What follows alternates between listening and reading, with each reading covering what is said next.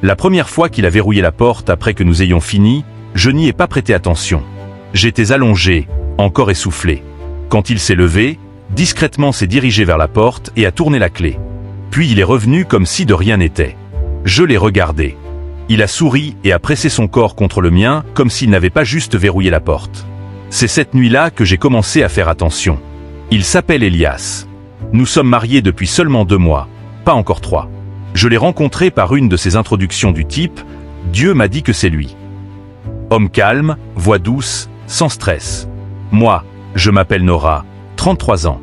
Je dirige un salon de coiffure en ville. Je ne parle pas beaucoup et je n'aime pas les ennuis. C'est l'une des raisons pour lesquelles je l'ai épousé. Il semblait incarner la paix. Mais cette nuit-là, alors que j'étais allongé à fixer le plafond, quelque chose en moi refusait de dormir. Pourquoi verrouiller la porte après? Pas avant, pas quand nous sommes entrés. Après, comme s'il cachait quelque chose ou s'attendait à quelque chose. La deuxième fois que c'est arrivé, je lui ai demandé doucement « Tu verrouilles toujours la porte la nuit ?» Il m'a regardé et a répondu « Pourquoi pas? Tu attends quelqu'un ?» J'ai ri, mais au fond je l'observais. Puis c'est devenu une habitude. Nous faisions l'amour. Il se levait discrètement, verrouillait la porte, revenait au lit, pressait son corps contre le mien comme si tout était normal. Mais la nuit dernière, j'ai remarqué quelque chose. Quand il a verrouillé la porte, il n'a pas juste tourné la clé. Il a murmuré quelque chose à voix basse, comme une prière ou un avertissement. Et quand il est revenu au lit, il ne m'a pas touché. Il s'est juste tourné vers le mur et a dit une seule chose d'une voix très basse. « Tu ne dois jamais ouvrir cette porte quand je dors. » La pièce était silencieuse, trop silencieuse. Elias était déjà tourné, dos à moi. Sa respiration était douce, régulière, comme celle de quelqu'un qui avait réglé son compte et passé à autre chose. Mais moi, je ne pouvais pas dormir. Ces mots résonnaient dans ma tête. « Tu ne dois jamais ouvrir cette porte quand je dors. » Pourquoi? Pourquoi un homme dirait-il cela à sa propre femme? Je me suis tourné sur le côté et j'ai fixé son dos. Normalement, je l'enlacerais et le rapprocherais de moi. Mais cette nuit-là, quelque chose m'en a empêché. Pas vraiment de la peur, mais quelque chose de proche. Nous sommes mariés depuis 2 mois seulement et pendant ces 2 mois, tout a été calme. Trop calme. Elias n'est pas du genre bruyant ou dramatique. Il ne crie pas, il ne râle pas, il ne se plaint pas. Il se lève tôt, prépare le petit déjeuner, va qu'à ses occupations tranquillement. Pas de chichi. Au début, j'aimais ça. Qui ne l'aimerait pas? Après tout, la tranquillité d'esprit vaut mieux qu'un physique parfait. Mais maintenant, je commence à me poser des questions. Il ne se met jamais en colère. Même quand je fais des choses qui agaceraient n'importe quel homme normal, il sourit et dit « Ce n'est pas grave. » Ce n'est pas normal. Il parle à peine de sa famille. J'ai posé la question plusieurs fois, l'air de rien. Quand vais-je rencontrer ta mère et tes frères et sœurs? Il souriait et disait bientôt, depuis 2 mois maintenant. Rien. Je lui ai présenté ma famille. Ma mère l'aime. Mon frère l'accueille bien, mais l'observe encore avec méfiance tranquille. Mais Elias, aucun effort, aucun appel, pas même un dis bonjour à ta mère, rien. Un jour, je l'ai taquiné à ce sujet. Tu comptes être un homme invisible pour ma famille? Ce n'est pas comme ça. Alors, c'est comment? Il m'a regardé un instant puis a dit, certaines choses prennent du temps. Profitons d'abord de cette phase. J'ai laissé tomber, mais ça m'est resté en tête. Un après-midi, j'ai invité ma mère à passer le week-end avec nous. Je n'en avais pas parlé à Elias à l'avance-car. Je ne voulais pas qu'il panique. Quand ma mère est arrivée à la grille et m'a appelé pour que j'ouvre, Elias a disparu dans la chambre. Je n'ai même pas remarqué qu'il y était entré jusqu'à 10 minutes plus tard. Quand il est enfin sorti, son visage était calme, mais ses yeux étaient rouges comme s'il avait pleuré ou lutté contre le sommeil. Ma mère n'a rien remarqué. Elle était occupée à inspecter la maison, donnant des petits conseils par-ci par-là. Mais cette nuit-là, Elias n'a pas dormi. Il est resté éveillé toute la nuit, assis par terre au bord du lit, priant doucement. Je l'entendais murmurer des choses d'une voix basse et profonde comme un vieux sage. Je ne lui ai rien demandé, j'ai juste observé. Le lendemain, après le départ de ma mère, j'ai essayé de l'enlacer. Il s'est doucement écarté et a dit « Pas aujourd'hui ». C'était la première fois qu'il refusait mon contact. Je n'ai pas insisté. À la place, je suis sorti. Je me suis assise sur le balcon et j'ai appelé ma sœur. « Aminata, dis-moi la vérité. Qu'est-ce que tu penses d'Elias ?» Elle est restée silencieuse un moment puis a dit « Il est trop silencieux, Nora. Cet homme cache quelque chose, mais ce n'est pas à moi de le dire. C'est toi qui vis avec lui. » Cette nuit-là, j'ai décidé de tenter quelque chose. J'ai attendu qu'Elias soit endormi. Son dos était tourné comme toujours. Je me suis levé sur la pointe des pieds et me suis dirigé vers la porte, tendant lentement la main vers la clé. Ma main était sur le point de la toucher quand j'ai entendu sa voix. Si tu tournes cette clé, quelque chose va changer dans ta vie. Le lendemain matin, il a agi comme si rien ne s'était passé. Il m'a apporté du café au lit, a souri, m'a embrassé le front, a fredonné un chant doucement en pliant les vêtements sur la chaise comme s'il ne m'avait pas menacé la veille. Si tu tournes cette clé, quelque chose va changer dans ta vie. Mais moi, je n'avais pas fermé l'œil. Je suis restée assise là, à le regarder se déplacer dans la pièce comme une brise légère, et je me suis mise à me demander qui est vraiment cet homme que j'ai épousé. Cet après-midi-là, il est allé prendre sa douche. J'étais dans la chambre en train de faire défiler mon téléphone quand j'ai remarqué que son côté de l'armoire était légèrement ouvert. Je me suis levé innocemment pour le fermer. C'est là que je l'ai vu. Un petit tiroir caché en bas. Pas le genre qu'on ouvre par accident. Il était soigneusement dissimulé derrière un tissu de rechange. Je me suis penché et j'ai essayé de l'ouvrir. J'ai touché la poignée encore une fois pour être sûr, verrouillé. En me redressant, j'ai entendu la porte de la salle de bain s'ouvrir. Elias est sorti, une serviette nouée autour de la taille, de l'eau gouttant sur son torse. Il s'est arrêté quand il m'a vu. Son visage n'a pas changé, mais je savais qu'il avait vu où mes yeux s'étaient reposés. J'ai essayé de jouer la nonchalance. Ton tiroir est verrouillé, ai-je dit comme si c'était une simple remarque. Il a hoché la tête lentement. Oui, certaines choses sont personnelles. Je n'ai rien dit. Il n'a pas crié. Il ne m'a pas accusé de fouiner. Il est juste passé devant moi et a commencé à s'habiller comme si de rien n'était. Mais à cet instant, quelque chose en moi a changé. Il y avait trop de choses personnelles dans ce mariage, trop de choses verrouillées. Ce soir-là, je suis sorti avec ma tisane et j'ai appelé Binta, l'ami qui nous avait présenté. Dis-moi, rafraîchis-moi la mémoire. Ce jour-là, quand tu m'as parlé d'Elias, tu as dit qu'il était le cousin de ton voisin ou l'ami d'une connaissance. Nora, je ne me souviens plus exactement. Tout ce que je sais, c'est qu'il louait chez un oncle que je connais à Ziguinchor. Cet oncle disait qu'il était un garçon calme et discret, c'est tout. J'ai gardé le silence. Elle a demandé pourquoi. Quelque chose ne va pas, c'est tout. Mais ma tête ne se reposait pas. Cette nuit-là, j'ai décidé de confronter Elias doucement. Nous étions au lit et je me suis tourné vers lui. Bébé, tu sais que je t'aime, n'est-ce pas? Je sais. Mais il y a quelque chose que je ne comprends pas. Ça fait 2 mois qu'on est mariés. Je n'ai pas vu ta famille. Personne n'a appelé, personne n'est venu. Comment on a même organisé ce mariage? Il a laissé un silence. Puis il a soupiré profondément. Il s'est assis et m'a regardé droit dans les yeux. Tu te souviens qu'on a fait un mariage civil uniquement? Juste toi, moi, ta famille et le pasteur. J'ai hoché la tête. Oui, je t'ai dit à l'époque que ma famille ne soutenait pas mes choix, qu'elle n'était pas d'accord avec le mariage et tu as dit que tu comprenais. J'ai marqué une pause. Oui, mais je pensais que c'était temporaire. Je pensais qu'avec le temps les choses s'arrangeraient. Il a secoué la tête. Ce n'est pas si simple, Nora. Ma famille, mon passé, ce n'est pas ordinaire. C'est pourquoi je t'avais supplié de garder ça privé. Tu étais d'accord. Tu as oublié? Je ne savais pas quoi dire. Peut-être que j'avais oublié ou peut-être que je l'avais ignoré parce que je voulais désespérément la paix. Un homme doux, une maison calme. Je l'ai regardé, il a fixé le mur et puis il a dit quelque chose qui m'a serré la poitrine. S'ils découvrent un jour que je suis marié, je ne sais pas ce qu'ils me feront. Cette nuit-là, je n'ai pas pu dormir. Pas parce que la pièce était chaude ou qu'il y avait du bruit, mais à cause de ce qu'Elias avait dit tout à l'heure. S'ils découvrent un jour que je suis marié, je ne sais pas ce qu'ils me feront. Qui sont-ils? Pourquoi agit-il comme s'il était en fuite? Je me tournais d'un côté à l'autre. Je le regardais, puis je fixais le plafond. Il dormait paisiblement, dos tourné comme toujours. À un moment, je me suis assoupi. Puis je me suis réveillé vers 3h37, légèrement pressé. Ma vessie ne criait pas encore, mais je savais que si je l'ignorais, elle me réveillerait plus durement plus tard. Je suis sorti du lit lentement pour ne pas le déranger et je me suis dirigé vers la salle de bain. Le couloir était sombre et silencieux. Même le petit frigo du salon avait cessé de bourdonner. En revenant, quelque chose m'a fait m'arrêter près de la porte. Une voix, pas deux, juste une. La voix d'Elias. Je me suis approché. Il parlait dans son sommeil, doucement, de manière étouffée, mais régulière. Je suis entré sur la pointe des pieds, me suis posté au bord du lit et j'ai écouté. Il parlait en diola. Je me suis figé. Elias ne parle jamais diola quand nous sommes seuls. Jamais. Il dit qu'il n'est pas à l'aise avec cette langue, qu'il la comprend mais a du mal à la parler. Même quand ma mère nous rend visite, Il répond toujours en français. Mais ce soir-là, dans son sommeil, le même homme parlait clairement comme quelqu'un qu'il a parlé toute sa vie. Je n'ai pas tout compris, mais le ton suffisait. Il ne suppliait pas.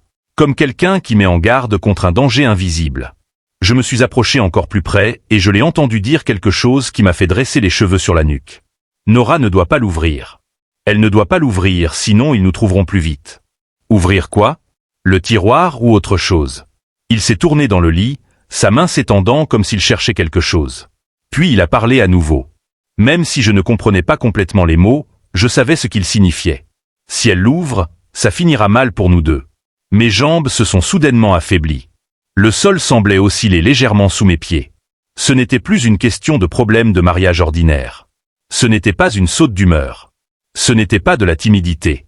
Mon mari portait quelque chose dont je ne faisais pas partie, et ça commençait à se révéler lentement. Une dernière chose, et c'est tu. J'ai attendu, plus aucun son. Je me suis éloigné du lit doucement, et je me suis assise dans le fauteuil de l'autre côté de la pièce. Je n'avais même plus envie de m'allonger à côté de lui. Cette nuit-là, le sommeil a complètement disparu de mes yeux comme s'il ne reviendrait plus. Je l'ai observé jusqu'au matin, mais juste avant que le ciel ne commence à s'éclaircir, il s'est tourné. A lentement ouvert les yeux et m'a regardé droit dans les yeux comme s'il savait déjà que je l'observais. Il n'a pas souri, il n'a pas parlé, il m'a juste fixé. Puis il a dit calmement, comme si nous parlions de la météo, « As-tu touché à quelque chose pendant que je dormais ?» C'était la première chose qu'Elias a dite alors que le ciel commençait à s'éclaircir. Pas bonjour. Pas as-tu bien dormi? Juste cette question calme, mais tranchante comme un couteau enrobé de velours. J'ai lentement dégluti. Il m'a fixé quelques secondes de plus, puis s'est tourné comme si cela suffisait. Mais ça ne l'était pas car même si j'avais dit non, la vraie réponse était oui. Je n'avais rien touché cette nuit-là, mais j'avais touché le tiroir 2 nuits auparavant. Il ne m'avait pas posé la question à ce moment-là. Il me la posait maintenant comme si quelque chose avait changé entre-temps. Comme si quelqu'un lui avait dit. Ce matin-là, je suis sorti avec l'esprit troublé. Je me suis assise à la petite table en plastique dans la cour, buvant du thé et grignotant des noix de cajou. J'avais besoin de réfléchir, de mettre de l'ordre dans mes pensées, de respirer. C'est alors que j'ai remarqué l'homme. Il se tenait à la grille sans frapper, sans parler, juste là, fixant la maison. Il portait un boubou décoloré, noué lâchement, et sa tête était couverte d'un vieux bonnet effiloché. Sa peau était sombre, brûlée par des années sous le soleil. Mais c'étaient ses yeux qui m'ont marqué. Il ne se contentait pas de regarder. Il cherchait comme s'il essayait de voir à travers les murs, dans les pièces, à l'intérieur de ceux qui vivaient ici. Je me suis levé lentement. « Bonjour monsieur », ai-je appelé. Pas de réponse. Il n'a pas cligné des yeux, n'a pas bougé, continuant juste à fixer la maison. J'ai fait un pas en avant. « Vous cherchez quelqu'un » ? Toujours rien. J'ai jeté un coup d'œil à la maison. Le rideau du salon a bougé. J'ai tourné la tête et vu Elias regarder à travers un seul œil visible. Dès qu'il a vu l'homme, tout son corps s'est rigidifié. Puis, lentement, il a laissé tomber le rideau et a disparu de ma vue. Je suis rentré. « C'est qui ?» ai-je dit en entrant dans le salon. « Tu connais cet homme dehors ?» Il se tenait au milieu de la pièce, les mains tremblantes, pas visiblement, mais assez pour que quelqu'un qui observe attentivement le remarque. « Ne lui parle pas », a-t-il répondu rapidement. « Qui est-il » Elias n'a pas répondu.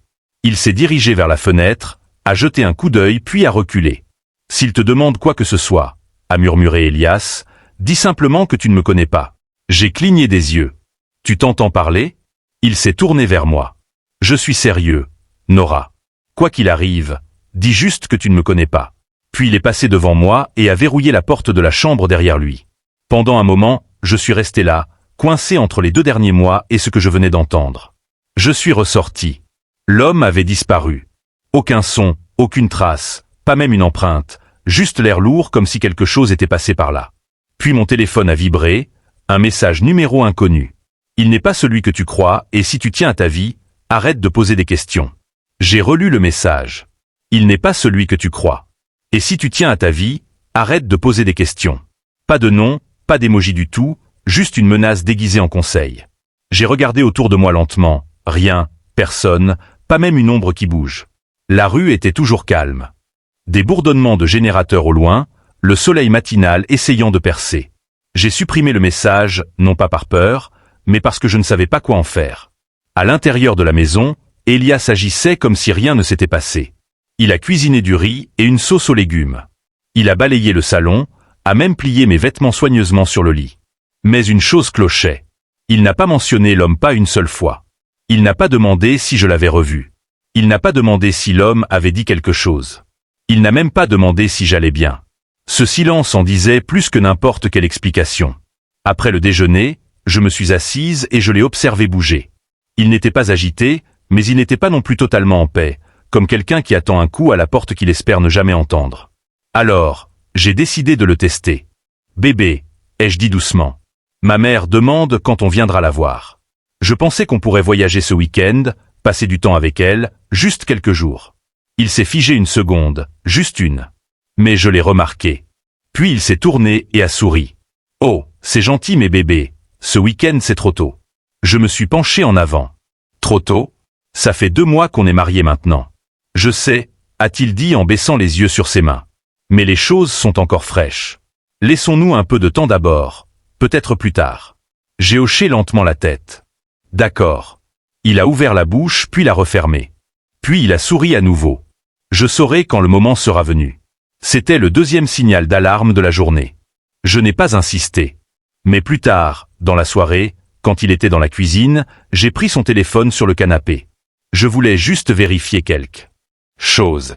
Pas les messages, juste les paramètres de base. Quelque chose me tracassait. J'ai fait défiler jusqu'à à propos du téléphone. C'est là que je l'ai vu. Nom de l'appareil, Manga Sekou. Sekou, pas mon nom de famille, pas un nom qu'il m'avait jamais mentionné. Je me suis figé. Puis j'ai ouvert sa galerie. La plupart des photos concernaient la maison, mais j'ai fait défiler tout en bas et c'est là que je l'ai vu. Une photo floue, ancienne mais assez claire. Elias debout à côté d'une femme. Pas moi. Elle semblait plus âgée, plus grande, avec des tresses longues et des scarifications sur les joues. Il souriait sur la photo, le genre de sourire qu'il ne m'a jamais donné. Derrière eux, un panneau Sekou, École des Initiés, 1988. J'ai fixé l'image comme si elle allait parler. Puis j'ai entendu des pas dans le couloir. J'ai rapidement reposé le téléphone, me suis assise et attrapé la télécommande. Elias est entré en essuyant ses mains avec une serviette. Il m'a regardé, puis son téléphone, puis moi à nouveau et a souri. Un sourire petit mais crispé. Tu as été occupé. J'ai forcé un sourire aussi, juste en train de zapper. Il a hoché la tête. Mais à cet instant, nous savions tous les deux ce qui venait de se passer. Il savait que j'avais vu quelque chose.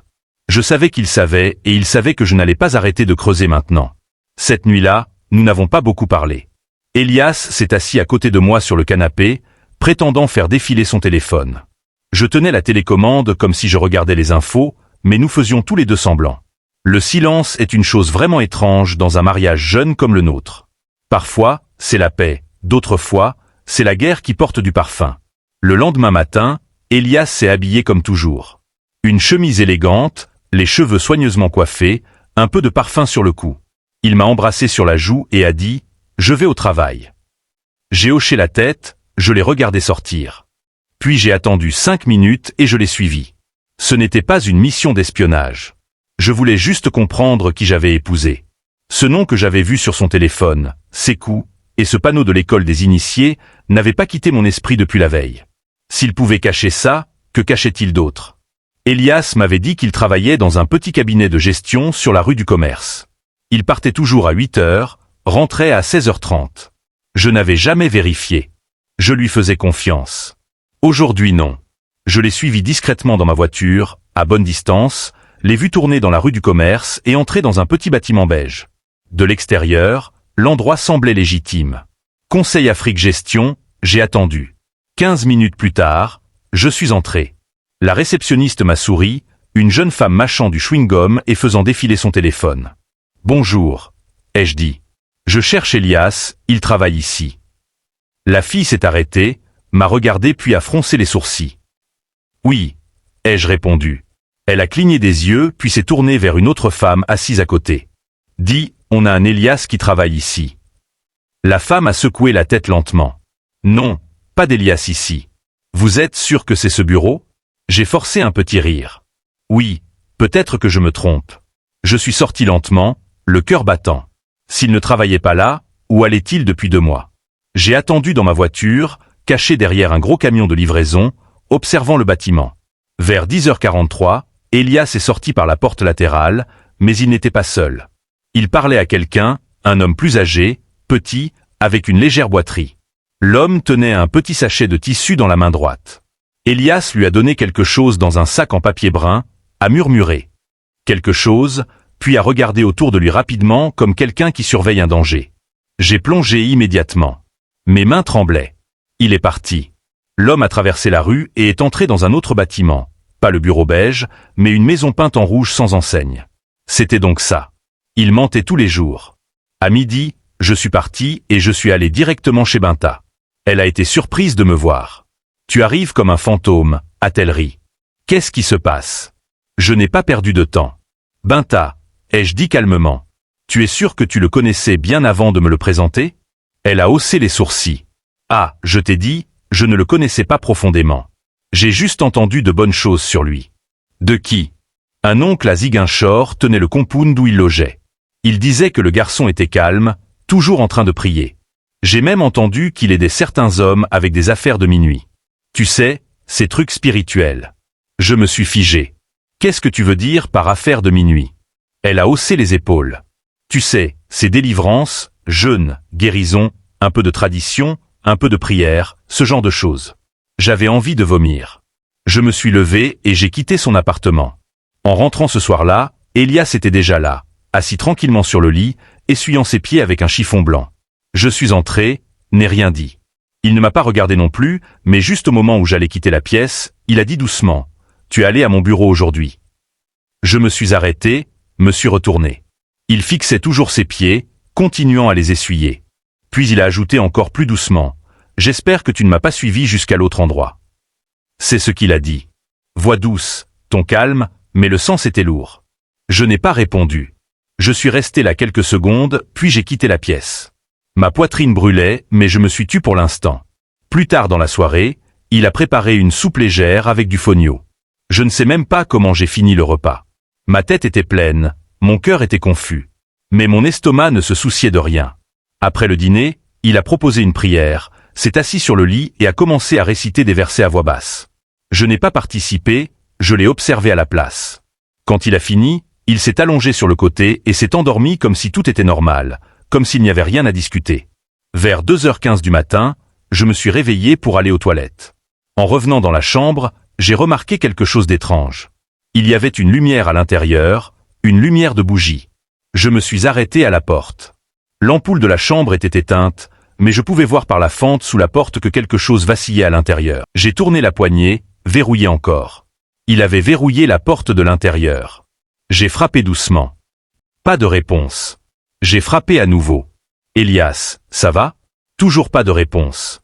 Puis lentement, j'ai entendu quelque chose fredonner, doux, profond, comme une berceuse d'un autre siècle. Puis un murmure, pas une prière, juste un murmure comme s'il parlait à quelque chose ou quelqu'un. Après presque 5 minutes, la porte s'est ouverte avec un clic. Il se tenait là, les cheveux détachés, les yeux ternes, la peau pâle comme s'il n'avait pas vu la lumière depuis des semaines. Mais ce qui m'a choqué, ce n'était pas son visage, c'était la bougie derrière lui. Elle était grande, noire et brûlait avec une étrange flamme bleue. Aucun courant d'air ne soufflait, mais la flamme dansait sauvagement comme si elle réagissait à quelque chose. J'ai essayé de parler, mais les mots sont restés coincés. Désolé, je ne savais pas que tu te réveillerais. J'ai hoché la tête lentement. C'est pourquoi la bougie. Il s'est écarté et est retourné au lit, s'asseyant à côté de la flamme comme si c'était son animal de compagnie. C'est juste une habitude personnelle d'enfance. Ça m'aide à dormir. Depuis quand? Ai-je demandé. Il m'a regardé longuement, fatigué comme quelqu'un qui avait raconté trop de mensonges et ne pouvait plus suivre. Depuis toujours, a-t-il dit, tu ne l'as simplement jamais remarqué. J'ai jeté un nouveau coup d'œil à la bougie puis à lui. Quelque chose clochait. Cette chose n'était pas une bougie pour dormir. Je le savais. Il savait que je savais, mais il ne le dirait pas. Et j'avais trop peur pour insister. Nous sommes retournés au lit après ça, mais je n'ai pas dormi, pas même un clignement d'œil, car cette flamme bleue refusait de s'éteindre. Et au matin, la cire avait disparu. Mais le sol où la bougie avait été posée était brûlé. Un cercle parfait, sombre, noir et sec sur notre carrelage. Pas de cire, pas d'odeur, pas de cendre, juste une marque et en dessous gravée dans le carrelage comme si quelque chose l'avait griffé depuis en dessous.